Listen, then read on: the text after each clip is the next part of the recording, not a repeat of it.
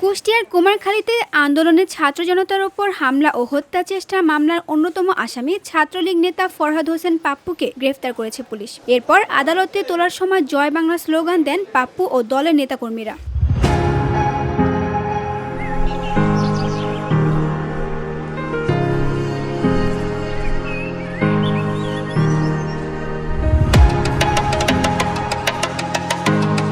তবে স্লোগান দিয়ে সঙ্গে সঙ্গে পালিয়ে যাওয়ার কারণে নেতাকর্মীদের কাউকে আটক করতে পারেনি পুলিশ। বুধবার দুপুর 1:30টার দিকে কুষ্টিয়া চিফ জুডিশিয়াল ম্যাজিস্ট্রেট আদালত ভবনের নিচতলায় এ ঘটনা ঘটে। পুলিশ ভ্যান থেকে নামিয়ে আদালতে নেওয়ার সময় তারা এই স্লোগান দিতে দিতে আদালত ভবনে প্রবেশ করেন। এর আগে মঙ্গলবার দিবাগত রাতে তাকে ঢাকা থেকে গ্রেপ্তার করে পুলিশ। বিষয়টি নিশ্চিত করেছেন কুমারখালী থানার ভারপ্রাপ্ত কর্মকর্তা খন্দকার জিয়াউর রহমান।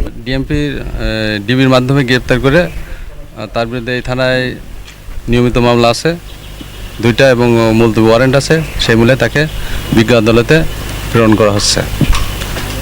গ্রেপ্তার ফরহাদ হোসেন পাপ্পু কুষ্টিয়ার কুমারখালী উপজেলার এলঙ্গিয়া এলাকার মতি হোসেনের ছেলে। তিনি কুমারখালী উপজেলা ছাত্রলীগের সহসভাপতি। জুলাই আন্দোলনের সময় শিক্ষার্থীদের ওপর হামলা ও হত্যা চেষ্টা মামলার এজাহারভুক্ত 3 নম্বর আসামি। এই মামলায় তাকে গ্রেপ্তার দেখানো হয়েছে। এছাড়া তার বিরুদ্ধে বেশ কয়েকটি মামলা রয়েছে।